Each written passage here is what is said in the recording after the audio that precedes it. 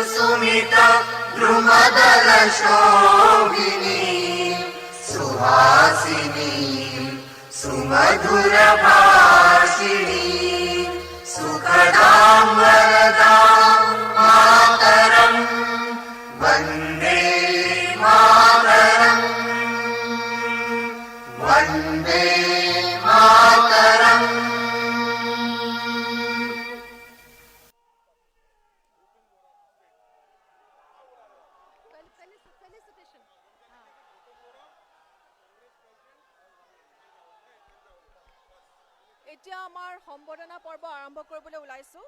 প্ৰথমে আমি সম্বোধনা জনাম নিখিল ভাৰত কংগ্ৰেছ কমিটিৰ সভাপতি মল্লিকাৰ্জুন খাৰ্গে ডাঙৰীয়াক সম্বোধনা জনাব। নগাঁও জিলা কংগ্ৰেছৰ সভাপতি Prashanta Saikia, deputy CLP leader Rakibul Hussain ডাঙৰীয়া, সাংসদ গৌৰৱ গগৈ, সাংসদ প্ৰদ্যুৎ বৰদলৈ ডাঙৰীয়া, সাংসদ আব্দুল খালেক ডাঙৰীয়া, সকলোকে মই অনুৰোধ জনাইছোঁ আপোনালোকে আগবাঢ়ি আহক সম্বৰ্ধনা জ্ঞাপন কৰিবলৈ। CLP লিডাৰ দেৱব্ৰত শইকীয়া ডাঙৰীয়া, আপোনালোকক অনুৰোধ জনাইছোঁ। এয়া সম্বৰ্ধনা জ্ঞাপন কৰিছে নিখিল ভাৰত কংগ্ৰেছ কমিটি মল্লিকাৰ্জুন খাৰ্গে ডাঙৰীয়াক। অসম প্ৰদেশ কংগ্ৰেছ কমিটিৰ সভাপতি ভূপেন বৰা ডাঙৰীয়াও উপস্থিত আছে।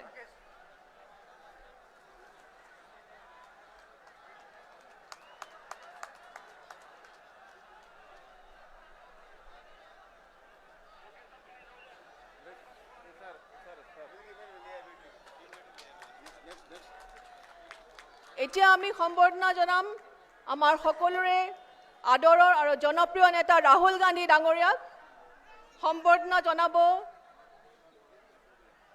নগাঁও জিলা কংগ্ৰেছৰ সভাপতি প্ৰশান্ত শইকীয়া, অসম প্ৰদেশ কংগ্ৰেছ কমিটিৰ সভাপতি শ্ৰী ভূপেন কুমাৰ বৰা, সাংসদ শ্ৰী গৌৰৱ গগৈ, শ্ৰী প্ৰদ্যুৎ বৰদলৈ, শ্ৰী আব্দুল খালেক ডাঙৰীয়া, deputy CLP leader Debabrata Saikia ডাঙৰীয়া আৰু আমাৰ চামগুৰি বিধায়ক deputy ACLP leader Rakibul Hussain ডাঙৰীয়া।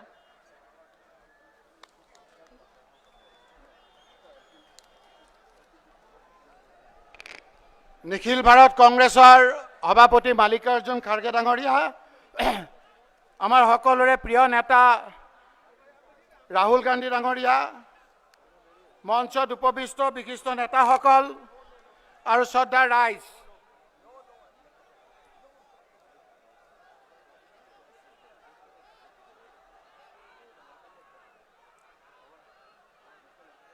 राहुल जी, आप अभी शोणितपुर डिस्ट्रिक्ट से नौगांव आए हैं।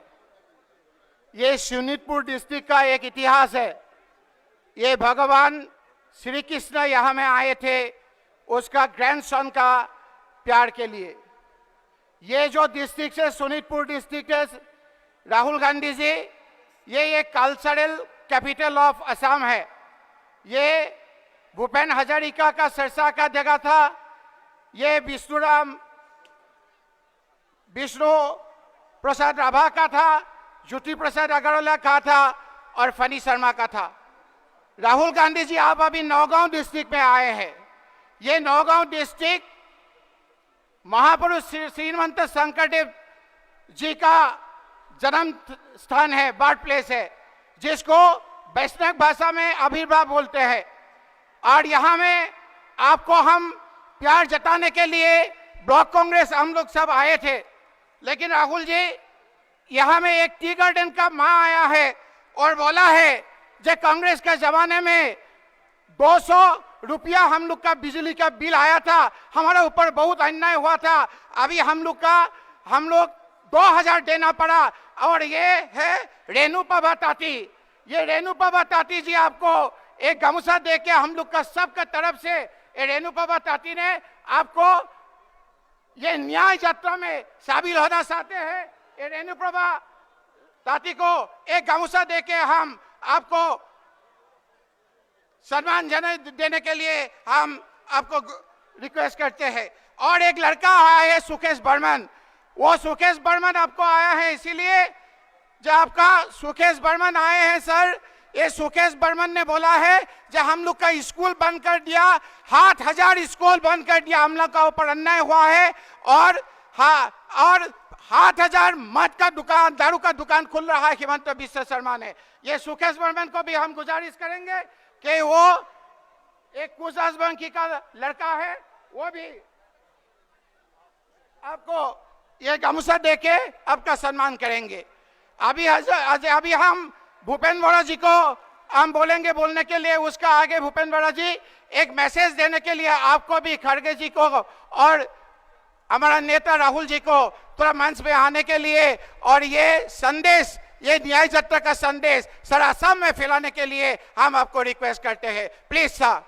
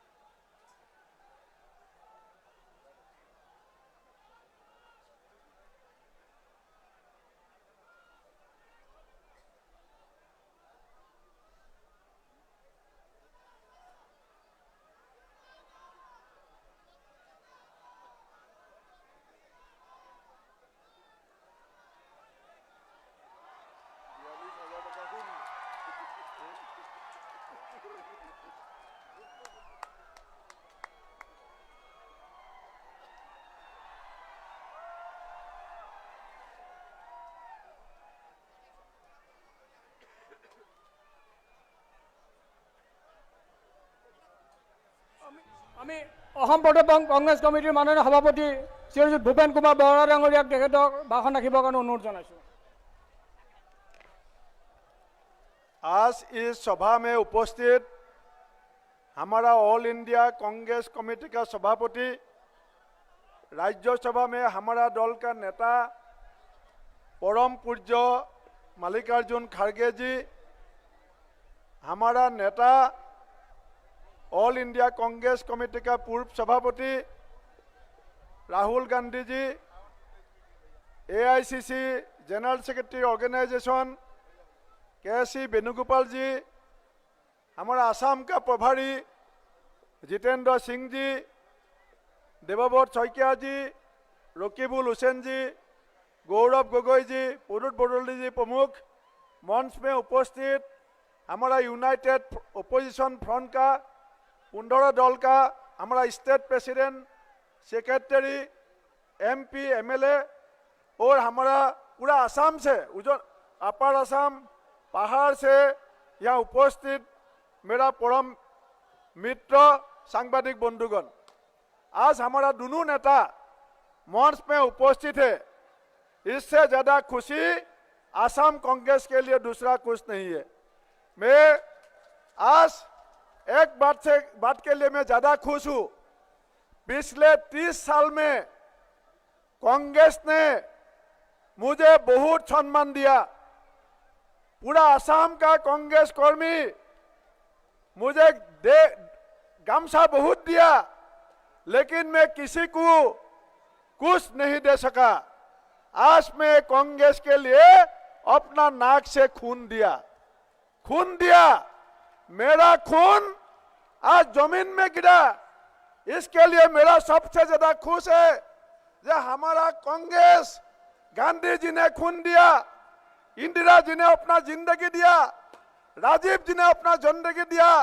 मुझे जिंदगी देने का मौका तो सौभाग्य नहीं हुआ, लेकिन मैं आज राहुल जी का जो भारत जोड़ो न्याय यात्रा आ रहा था, उस समय बीजेपी का गुंडा ने हमारा भारत जोड़ो यात्रा को अटैक करने का कोशिश किया। जब मैं रुकने के लिए गया तो उन लोग ने मुझे अटैक किया।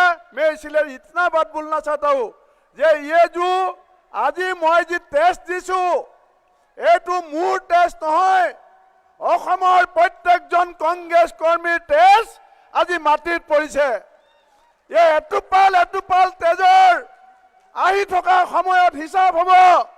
মোৰ কাপোৰত লাগি থকা তেজ, মোৰ ৰুমালত লাগি থকা তেজ, যিদিনাখনলৈকে দিছপুৰৰ পৰা বিজেপিক উৎখাত কৰিব নোৱাৰো, অসমৰ মাটিৰ পৰা সাম্প্ৰদায়িক ৰাজনীতিৰ বিষবাষ্প উৎখাত কৰিব নোৱাৰো, সেইদিনলৈকে মই ক্ষান্ত নহওঁ। আমাৰ নেতা ৰাহুল গান্ধী আৰু খাৰগে ডাঙৰীয়াই আজি অসমৰ ভূমিত আহি পেলাই যি অপমান, অসমৰ যি অতিথি পৰায়ণতা, অসমৰ যি সাংস্কৃতিক পৰায়ণতা, এজন অতি অসভ্য মুখ্যমন্ত্ৰী, আজি এজন বিশ্ববিদ্যালয়ৰ প্ৰফেচাৰ অখিল ৰঞ্জন দত্তক আজি তেওঁ যি অপমান কৰিছে, এষাৰ কথা আছে, আপোনাৰ ব্যৱহাৰ আপোনাৰ পৰিচয়, আপোনাৰ ব্যৱহাৰ আপোনাৰ পৰিচয়। গুৱাহাটী ৰাস্তাত জেপি নাডাই খোজ কাঢ়িব পাৰে, বিজেপিয়ে প্ৰশাসন কৰিব পাৰে, ৰাহুল গান্ধীয়ে প্ৰশাসন কৰিব নোৱাৰে। এই কথা আমি মানি নলওঁ। আমি যুঁজিম। আজি টেষ্ট দিছো, দৰকাৰ হলে জীৱন দিম। জয় হিন্দ, বন্দে মাতৰম।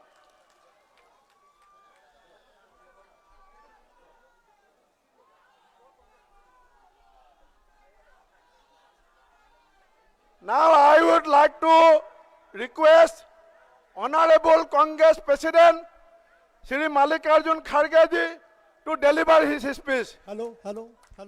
Check.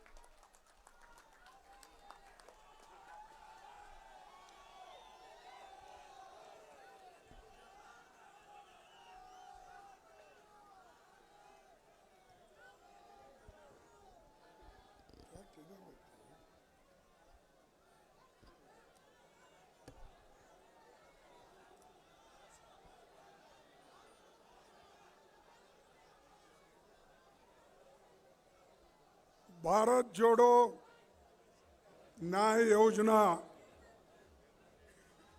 इसके प्रधान सारथी एवं हमारे नायक श्री राहुल गांधी जी, केसी वेणुगोपाल जी, जितेंद्र सिंह जी,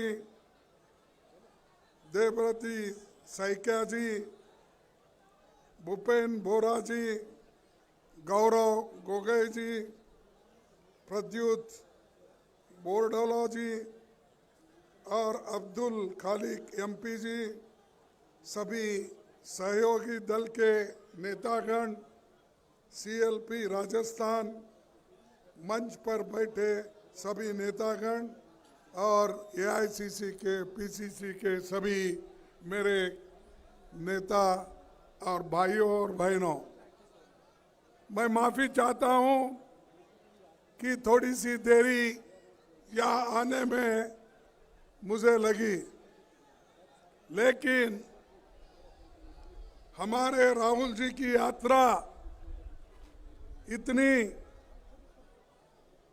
अच्छी चल रही है, ये देखकर बीजेपी के लोग घबरा गए हैं और बीजेपी के लोग घबराए हैं और हमारे पीसी से प्रेसिडेंट के ऊपर वो अटैक किए, लेकिन वो डरने वाला आदमी नहीं है।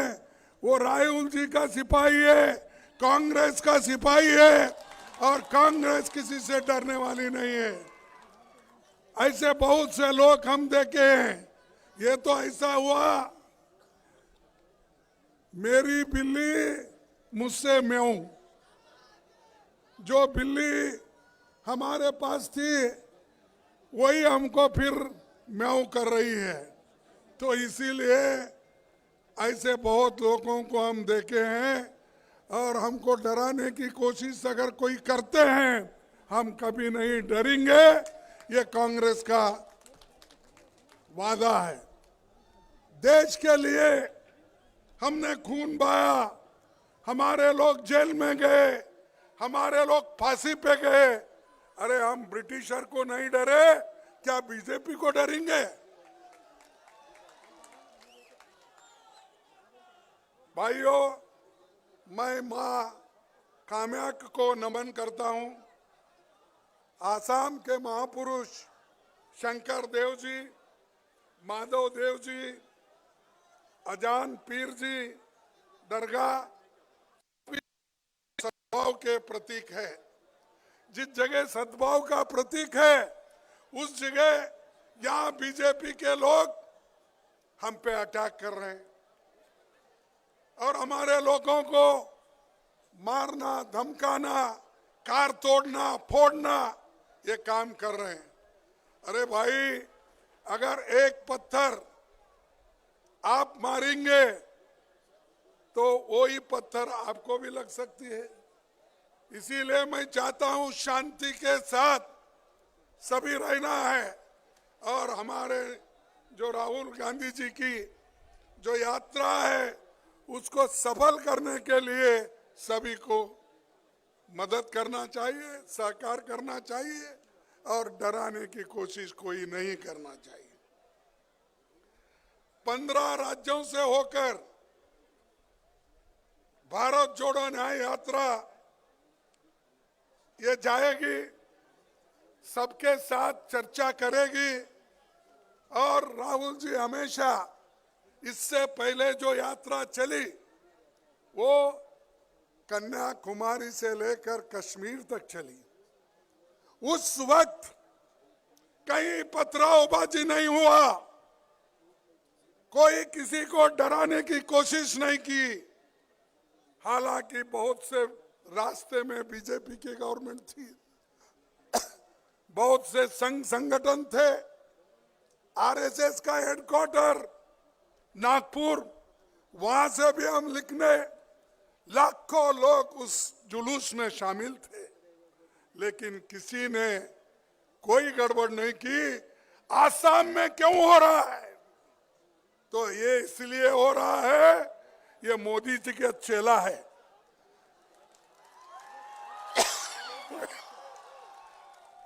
ये शाह कैसा बोलते हैं वैसा सुनता है।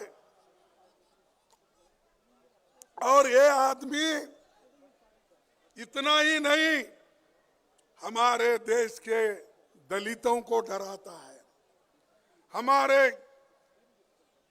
माइनॉरिटी को डराता है, बैकवर्ड क्लास को डराता है और डरा के वो लोगों को दहशत में रख के आगे के चुनाव के लिए काम कर रहा है। भाइयों, ये सोच है कि आज इस देश में बीजेपी दिल्ली से सरकार चलाना चाहती है हर स्टेट में। हमारा देश तो विविधता में एकता की जगह एक देश, एक देश, एक भाषा, एक लीडर, एक चुनाव, एक विचारधारा को देश पर थोपना चाहते हैं आरएसएस और बीजेपी। और उनका चेला ये है, अगर आप क्या चाहते हैं, इस देश में डेमोक्रेसी हो या ना हो? डेमोक्रेसी होना चाहिए ना, उसको जिंदा रखना चाहिए ना, संविधान को हम जिंदा रखना चाहिए ना। जब हमको जिंदा रखना है, हमको लड़ना होगा। सिर्फ अब जो हमारे अध्यक्ष के नाक से खून निकला, अरे खून जो आज एक हमारे सिपाही का आपने लिया, ये अच्छा नहीं किया आपने। आप अपने आप को ये नीचा दिखा रहे हैं। अगर ऐसा नीचा दिखाते गए तो इस देश में टॉलरेंस कहाँ है? अरे हमारा देश का संविधान ये कहता है, liberty, equality, fraternity and tolerance. जब ये चीज है, यहां तो टॉलरेंस ही नहीं है।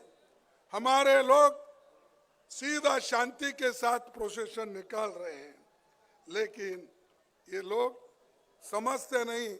इस देश में पंडित जवाहरलाल नेहरू जी इतने बड़े बड़े कारखाने बनाए, डैम बनाए, और आज तो ये आसाम ये राइस बॉल बन गया है। और इसीलिए आज खुशहाली के तरफ आसाम आज चल रहा है। क्या ये सब मोदी के जमाने में हुए? बड़े डैम मोदी के जमाने में हुए?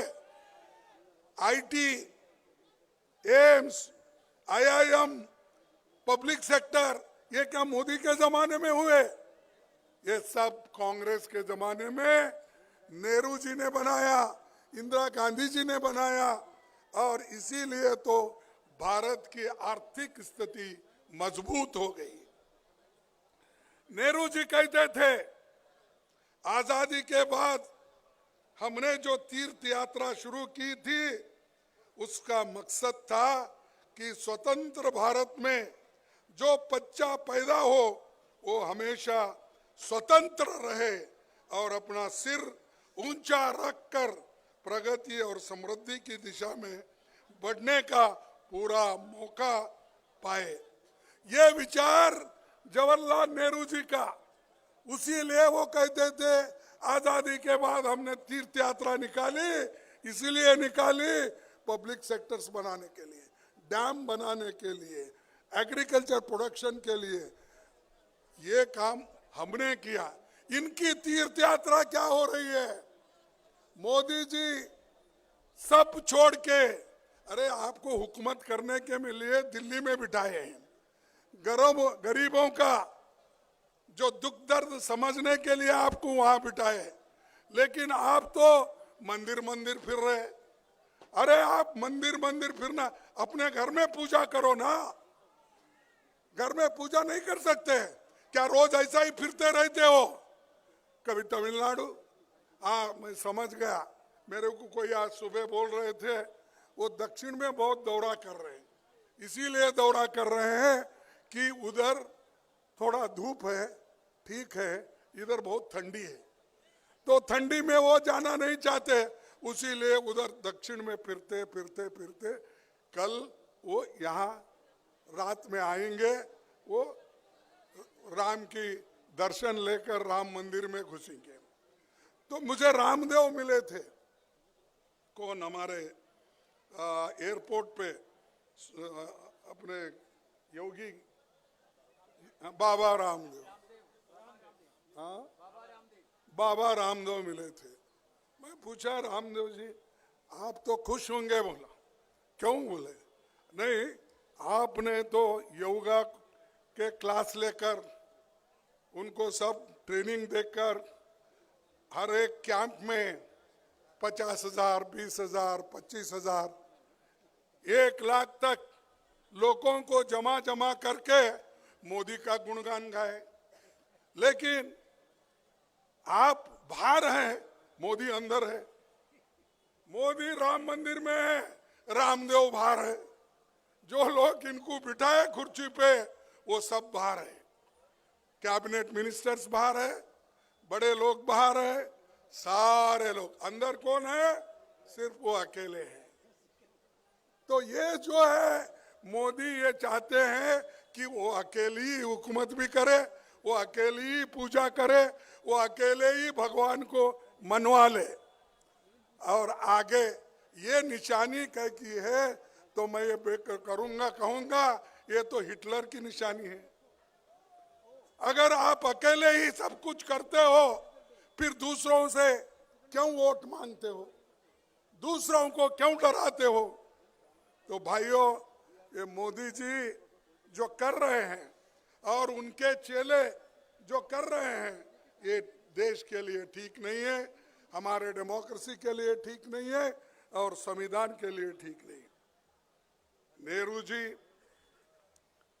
आसाम नॉर्थ ईस्ट को विकास करने के लिए उन्होंने यहाँ पर राज्य का स्टेटस दिया, चाहे वो नागालैंड हो। उसके बाद में इंदिरा गांधी, राजीव गांधी जी ने छोटे छोटे राज्य बनाए, वो सब कांग्रेस के जमाने में बने। क्या मोदी जी और हेमंत के जमाने में बने? हाँ नहीं।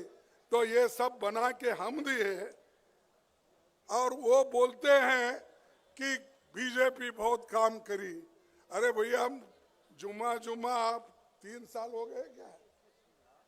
3-4 साल हो गए और हमारे पास से निकल के वहां सीधा गए और चीफ मिनिस्टर बनते ही कांग्रेस को गालियां देने शुरू कर। अरे जहां पैदा हो गए हो, जिस माँ की दूध पिए है कांग्रेस की, उस माँ को आप ठुकरा देते हो, गालियां देते हो।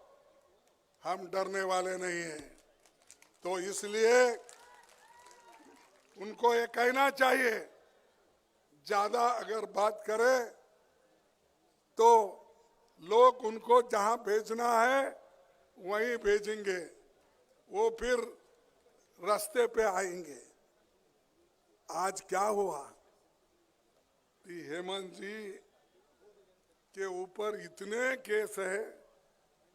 सब परसों तो उनके भ्रष्टाचार के बारे में राहुल गांधी जी बताए और मैं भी बताऊंगा, क्योंकि मेरे पास लंबी लिस्ट है। अगर ये बताते जाऊंगा तो भाषण इसी में चले जाएंगे। तो इसीलिए इतने चार्जेस उनके ऊपर, बहुत से केसेस उनके ऊपर, ये रहते हुए भी उन्होंने, मोदी जी ने, शाह ने अपने तरफ लिया और जितने एलिगेशन उनके ऊपर थे वो सब बंद हो गए। अरे जो आदमी करप्ट था आप बोलते थे, उसके खिलाफ भाषण करते थे, लेकिन उसी को आप जब गोद में उठा लिए वो क्लीन हो गया। वॉशिंग मशीन में डाले, जिसको कलंक था वो कलंकित था, उस कलंकित आदमी को वॉशिंग मशीन में डालने के बाद उसको क्लीन हो गया, उनके पास जाके अच्छा हो गया। अब जब तक हमारे पास था उसको गालियां देते रहे। तो ये है बीजेपी की नीति और ये है हेमंत की नीति। इसीलिए आपको होशियार रहना चाहिए। आप लोग इतनी आज ये चली है हवा कि हर जगह भगवान के नाम पे लूट रहे हैं। राम नाम जपना, पराय माल अपना।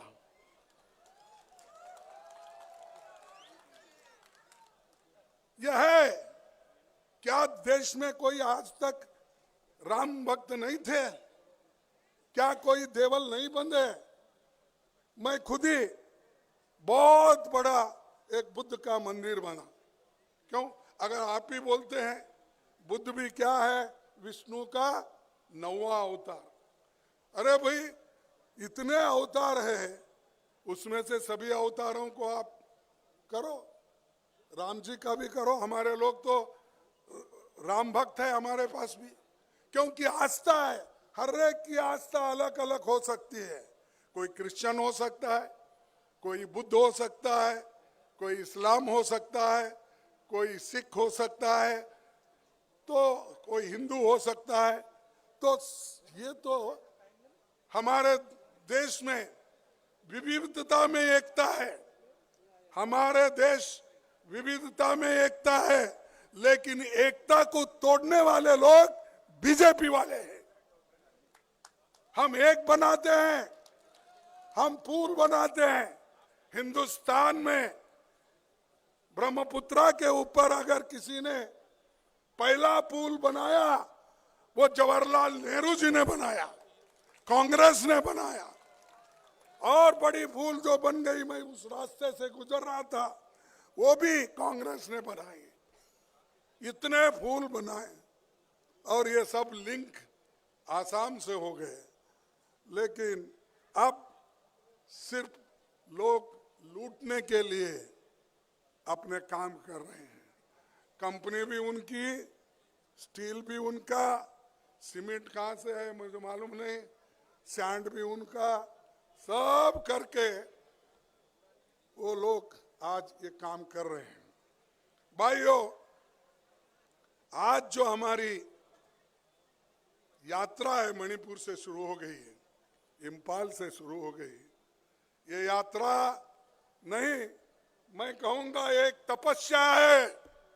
ये यात्रा नहीं, तपस्या है। इतना मुझे बताओ, कौन नेता कन्याकुमारी से कश्मीर तक चला? कौन नेता आज मणिपुर से बॉम्बे तक जा रहा है? कोई नहीं। कोई समंदर में डुबकी लेता है, कोई तालाब में डूबता है, फिर उठता है। ऐसे लोगों को ही आप देखे हैं। अंदर अच्छी बनीन रहती है, ऊपर शर्ट पतला रहे तो भी ठंडी नहीं लगना। मैं देख रहा था, डुबकी एक बार मारे उठे। अरे इससे क्या भाई? देश की हालत देखो, एम्प्लॉयमेंट देखो, इन्फ्लेशन देखो, किसानों की हालत क्या है देखो, गरीबों की हालत क्या है देखो, दलितों की हालत क्या है देखो, ट्राइबल की हालत क्या है देखो, छोटे मोटे व्यापारियों की हालत क्या है वो देखो। वो सब छोड़ के कहीं ऐसा बढ़ते हैं, कहीं ऐसा बढ़ते हैं। अरे ये तो छोड़ो ना साधु संतों को, वो करते हैं अपना काम। हम जाके साधु संतों को नमन करेंगे, देवल में जाके नमन करेंगे, लेकिन आप बीच में क्यों आ रहे हैं? आप बीच में, आप कौन होते हो बीच में आने वाले? और मंदिर में आप अकेले रहेंगे, हम सब बाहर रहेंगे। हमारे को भी दावत आई थी, अब मैं हमको सब बाहर रख के तुम गर्भगुड़ी में अगर मंदिर में अगर जाके अकेले आज सबके साथ अगर पूजा करते बैठे तो क्या ये एक व्यक्ति सारे भगवान को कब्जा कर लिया, सारे को मॉर्गेज कर लिया है? अरे छोड़ो, हिंदुस्तान में हर आदमी कहीं भी जाता, कन्याकुमारी से लेकर अमरनाथ तक जाता है, आसाम से लेकर बंबई तक जाता है, गुजरात तक जाता है, सोमनाथ तक। तुम कौन होते हो रोकने वाले? तो इसलिए एक शायरी मैं आपको सुनाऊंगा, आप गौर से सुनिए। राहुल जी का ये यात्रा और तपस्या कैसा है। जो तूफानों में पलते जा रहे हैं, जो तूफानों में पलते जा रहे हैं, वही दुनिया बदलते जा रहे हैं। जो तूफानों में चलने की जिनको आदत होती है, वही दुनिया को बदल सकते हैं, दूसरा कोई बदल नहीं सकता। और राहुल जी की विचारधारा, हमारी विचारधारा एक है, और बीजेपी की विचारधारा और आरएसएस की अलग है। इसीलिए अगर हमारे विचारधारा को लेकर लड़ना चाहते हैं और बीजेपी और आरएसएस के आइडियोलॉजी को अगर खत्म करना चाहते हैं, देश को बचाने के लिए, संविधान को बचाने के लिए, लोकतंत्र को बचाने के लिए आप हमारे साथ आओ, तभी देश बचेगा। क्योंकि ये हमारे लिए बहुत बड़ा देश है और इसको हम आगे बढ़ाना चाहिए। इससे ज़्यादा मैं न कहते हुए चंद बातें और कहूँगा। एक, जो देश में हजारों करोड़ों जो रुपए लूट के विदेश जा रहे हैं, बाहर जा रहे हैं, वो लोग फिर भी उनको पकड़ा नहीं जाता, और यहाँ छोटे मोटे लोगों को पकड़ते हैं और डराते हैं। इसीलिए मैं आपसे यही कहूँगा, किसी एक घटना से डरने की जरूरत नहीं। हम आपके साथ हैं, राहुल जी आपके साथ हैं, सोनिया जी आपके साथ हैं, और सभी इस मंच पे बैठे हुए लोग आपके साथ हैं। इसीलिए राहुल जी ने एक स्लोगन दिया था। क्या दिया था? अरे क्या भाई, वो भी डरो मत। ये डरो मत की जो उन्होंने घोषणा की थी, वही मैं आज रिपीट कर रहा हूं। आसाम के मेरे भाई और बहनों, बंधुओं, डरो मत। हम सब एक होकर लड़ेंगे, इस बीजेपी के सरकार को उखाड़ कर फेंक देंगे। तो इतना कहते हुए मैं आखिरी एक बात आपसे कहूंगा। दलितों के लिए हेमंत जी ने क्या कहा था? हेमंत जी ने कहा था, मेरे को संस्कृत उतनी अच्छी नहीं आती, चुप थोड़ा सा पढ़ लेता हूं, लेकिन हेमंत विश्वास शर्मा एक ट्वीट किए थे। क्या ट्वीट किए थे?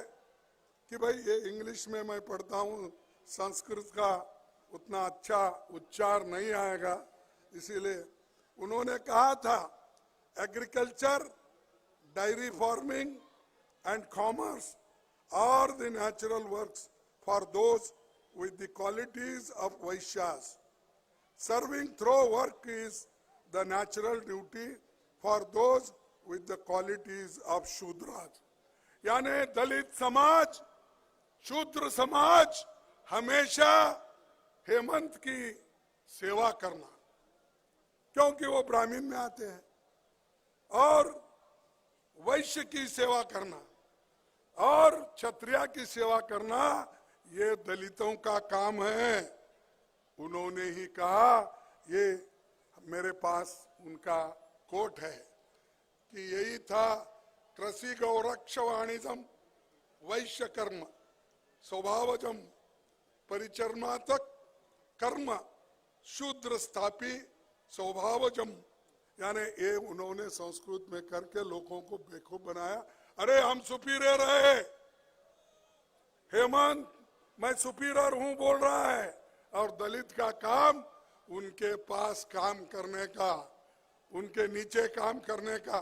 क्या दलित ये चाहते हैं? अगर आप गुलामी चाहते हो तो बीजेपी को वोट दो। अगर आप स्वतंत्रता से रहना चाहते हो, अंबेडकर के संविधान को बचाना चाहते हो, नेहरू जी के डेमोक्रेसी को बचाना चाहते हो, तुम कांग्रेस का साथ दो। कैसा भी वक्त आने दो। और ये दलित के खिलाफ सीएम जो है, पहला काम तुम्हारा होता है इसको गद्दी से हटाना। ये काम आप करके दिखाइए।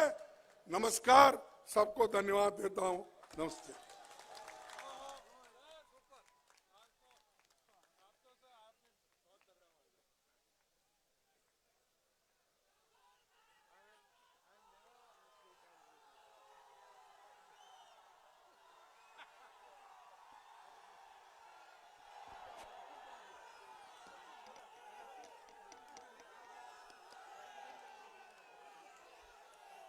खड़गे जी,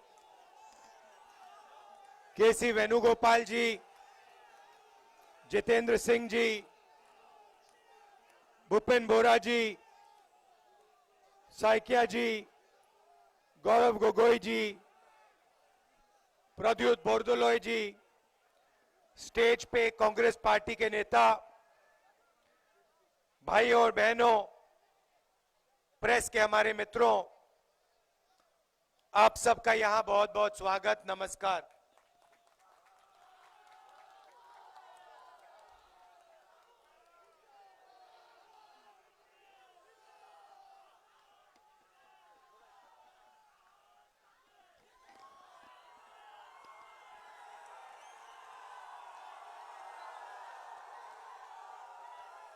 अब 2-3 दिन से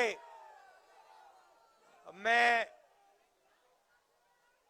भारत जोड़ो न्याय यात्रा में असम की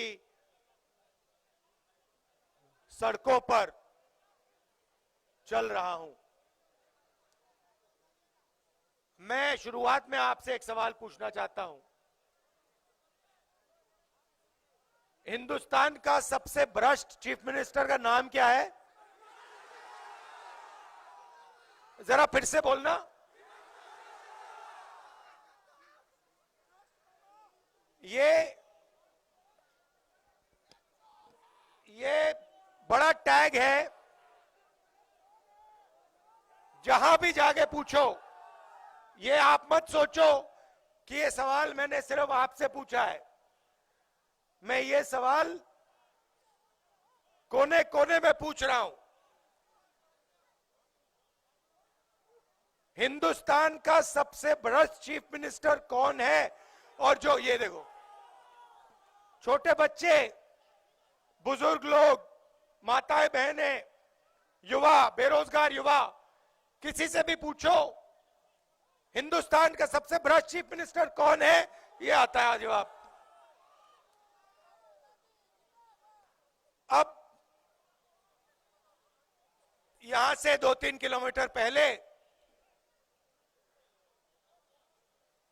20-25 बीजेपी के कार्यकर्ता नेता झंडा लिए हमारी बस के सामने आ गए।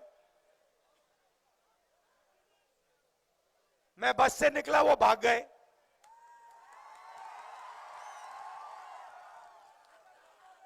मतलब क्या समझ रखा है इन लोगों ने कि कांग्रेस पार्टी बीजेपी के कार्यकर्ताओं से, आरएसएस के कार्यकर्ताओं से डरती है क्या? ये कौन सा सपना देख रहे हैं?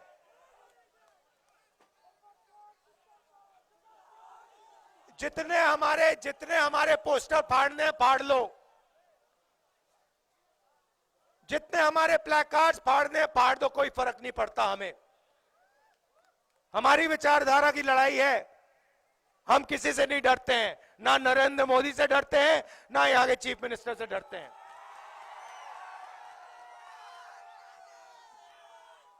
मगर बीजेपी के नेताओं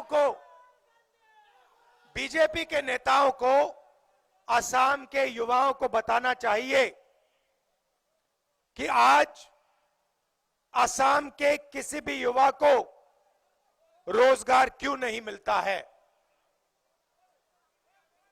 यहां के युवा स्कूल जाते हैं, प्राइवेट स्कूल में जाते हैं, जेब से पैसा देते हैं, उसके बाद कॉलेज जाते हैं, यूनिवर्सिटी जाते हैं, पढ़ाई करते हैं, कॉम्पिटिटिव एग्जाम लेते हैं और लाखों रुपए खर्च करने के बाद पता लगता है कि असम में युवाओं को रोजगार नहीं मिल सकता। कुछ भी कर लो, यहां पे आपको जॉब नहीं मिल सकता।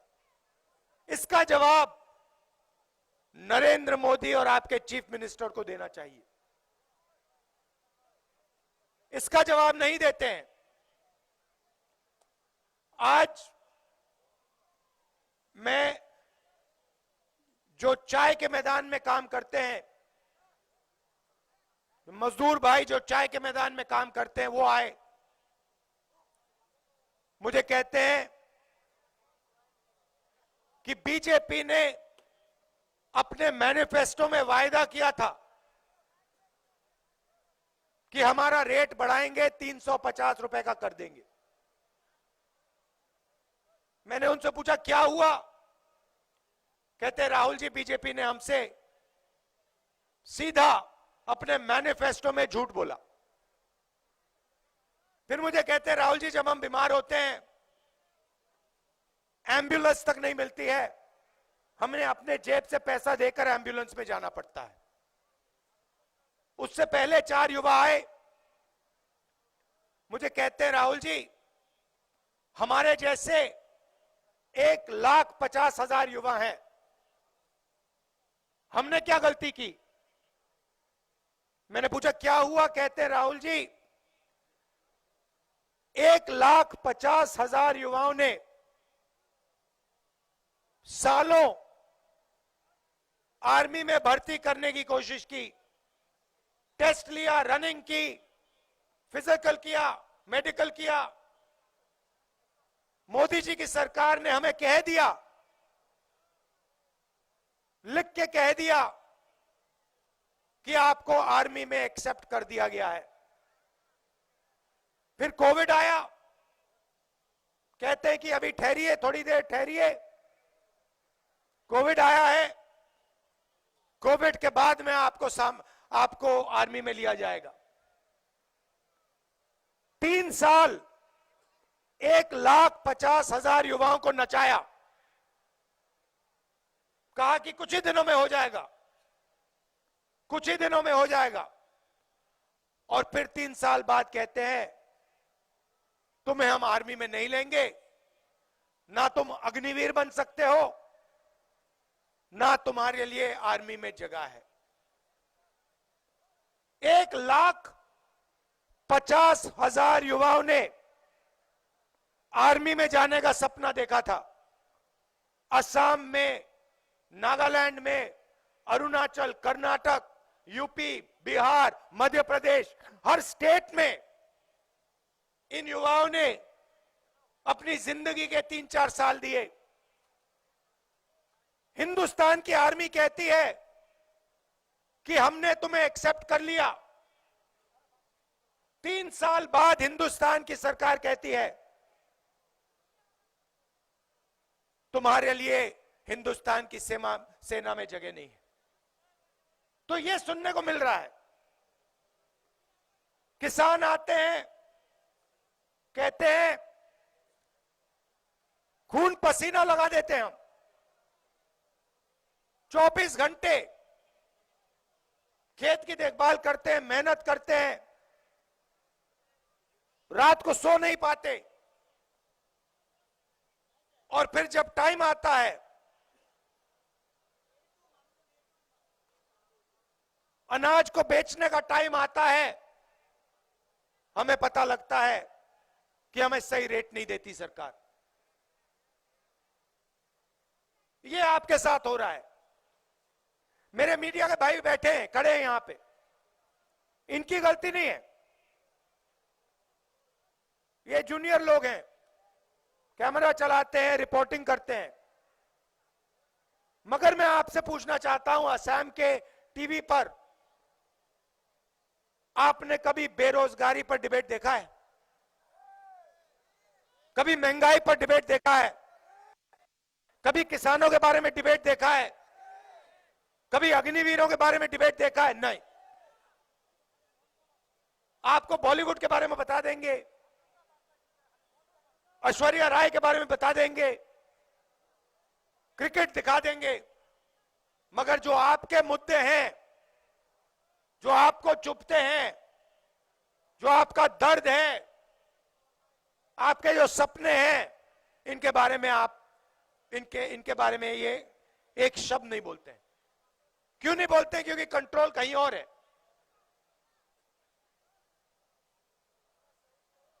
पूरे के पूरे मीडिया को कंट्रोल कर रखा है बीजेपी के नेताओं ने, और जो वो चाहते हैं मीडिया पे आता है। इसीलिए हमने निर्णय लिया कि और कोई रास्ता नहीं है, हमें कन्याकुमारी से कश्मीर तक चलना होगा, और इसलिए हम 4000 किलोमीटर कन्याकुमारी से कश्मीर चले, 4000 किलोमीटर। और उस यात्रा में मैं आपको बताऊं, सुबह उठते थे, रोज 25-30 किलोमीटर चलते थे, रात को हैरान हो जाते थे कि भाई थकान ही नहीं हो रही। जैसे आज सुबह हम निकले, 8 घंटे हम आपकी सड़कों पे चल रहे हैं, लोगों से मिल रहे हैं, गले लग रहे हैं, बीजेपी के लोग धमका रहे हैं, हमारे लोगों को मार रहे हैं, पीसीसी प्रेसिडेंट को मारा, मगर कोई थकान नहीं हो रही, कोई थकान नहीं हो रही, कोई फर्क नहीं पड़ रहा। और मैं अपने आप से पूछा क्यों हो रहा है? ये इसलिए हो रहा है कि असम की जनता का प्यार, असम की जनता की शक्ति हमारे साथ है, ये इसलिए हो रहा है। और इसलिए मैं आपका धन्यवाद करना चाहता हूं। हम यहां भारत जोड़ो न्याय यात्रा में आपकी बात सुनने आए हैं। लव यू ब्रदर, आपके हम बात सुनने आए हैं, किसानों की बात, मजदूरों की बात, बेरोजगार युवाओं की बात, जिनको सेना से हटाया गया उनकी बात, और अंत में 15-20 मिनट हम अपनी बात रखते हैं।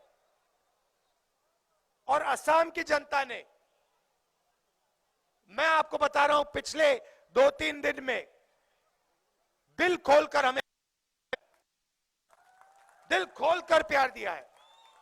ये 10-15 लोग हैं बीजेपी वाले, झंडे लिए घूमते हैं, नारे लगाते हैं, मगर असम का जो आम आदमी है, जो युवा है, माताएं बहनें हैं, किसान हैं, मजदूर हैं, इन सब ने दिल खोल के हमें प्यार दिया है, पूरी की पूरी शक्ति हमारी यात्रा में दी है। इसके लिए मैं आपको दिल से धन्यवाद करता हूं, और ये कभी जिंदगी भर मैं नहीं भूलने वाला। और देखिए, बहुत बड़े नेता आए हैं, बड़े बड़े नेता आए हैं, बड़े बड़े नेता चले गए हैं, और जितना उनमें अहंकार होता है, जिनके उनके दिल में नफरत होती है, उतनी जल्दी वो जाते हैं, गायब हो जाते हैं।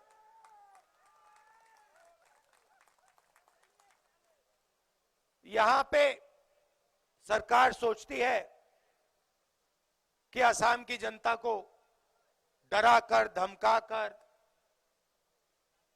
दबाया जा सकता है। असम की जनता को कोई नहीं दबा सकता, कोई पैदा नहीं हुआ है जो असम की जनता को दबा सकता है। ये नफरत फैलाते हैं, एक धर्म को दूसरे धर्म से लड़ाते हैं, एक जात को दूसरी जात से लड़ाते हैं, एक भाषा को दूसरी भाषा से लड़ाते हैं। इससे किसी का फायदा नहीं होता है। कांग्रेस पार्टी लोगों को जोड़ने का काम करती है। जैसे मैंने पिछली यात्रा में कहा और यहां दोहराऊंगा, नफरत के बाजार में हम मोहब्बत की दुकान खोलते हैं, ये हमारा काम है। ये आप सड़कें देख लो, इंफ्रास्ट्रक्चर देख लो, एयरपोर्ट देख लो, रेलवे लाइन देख लो, कंप्यूटर क्रांति देख लो, सफेद क्रांति, हरी क्रांति देख लो, ये सब हम लाए हैं, कांग्रेस पार्टी लाई है। बीजेपी सिर्फ नफरत फैलाती है, उल्टी सीधी बातें करते हैं। ये फर्क है हम में और उनमें। और देखिए, हमारे प्रेसिडेंट ने कहा,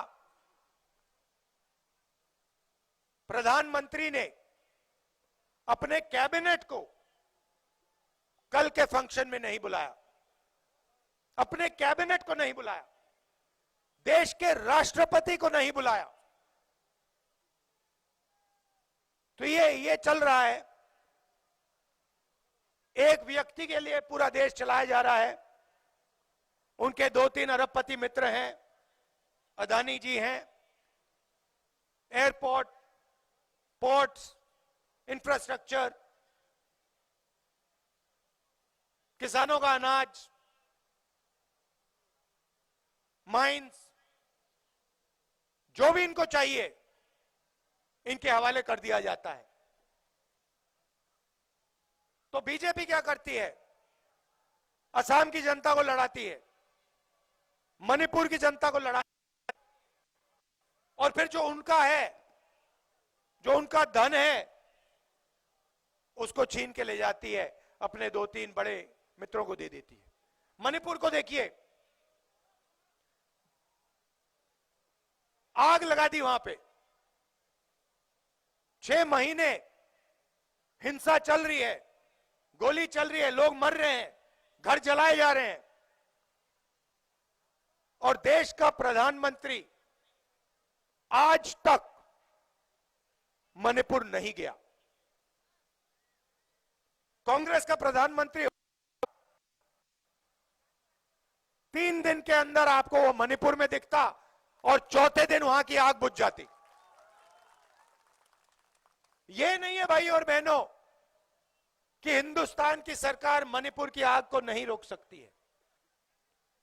अगर प्रधानमंत्री ने सेना को ऑर्डर दिया तो 3 दिन के अंदर हमारी सेना मणिपुर में आग बंद कर देगी। अगर बीजेपी लोग नहीं चाहते कि मणिपुर में आग बंद हो, इसलिए प्रधानमंत्री वहां नहीं जाते हैं, इसलिए प्रधानमंत्री सेना को ऑर्डर नहीं देते हैं कि यह तमाशा बंद करो। भारत जोड़ो यात्रा का यही लक्ष्य है। मणिपुर में हम गए, हमने भाईचारे की बात की, लोगों को जोड़ने की बात की, उनका दर्द समझा, उनके साथ गले मिले, और वही काम हम असम में कर रहे हैं, वही काम हमने अरुणाचल में किया, वही काम हम बंगाल में करने जा रहे हैं, महाराष्ट्र तक।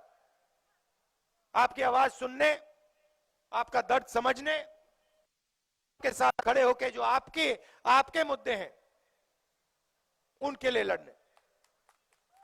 आप यहां आए, रात का समय है, खड़गे जी को निकलना है, तो मैं ज्यादा लंबा नहीं बोलूंगा। मैं दिल से आपका धन्यवाद करना चाहता हूं।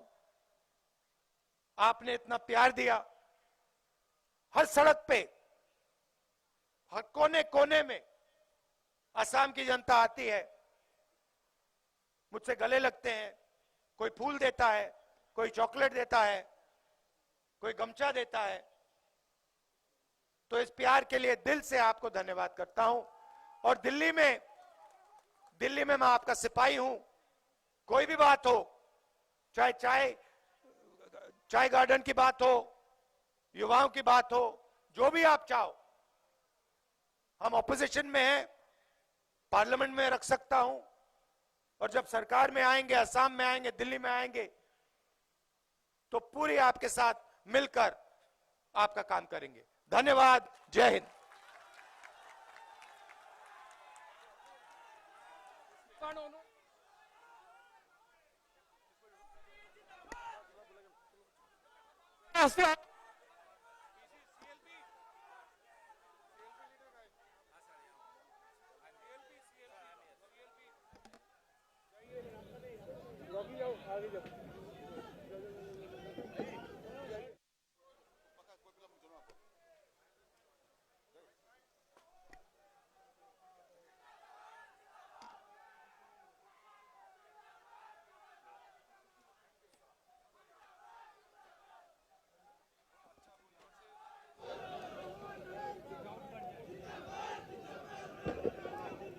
সকলোকে কোটি কোটি নমস্কাৰ।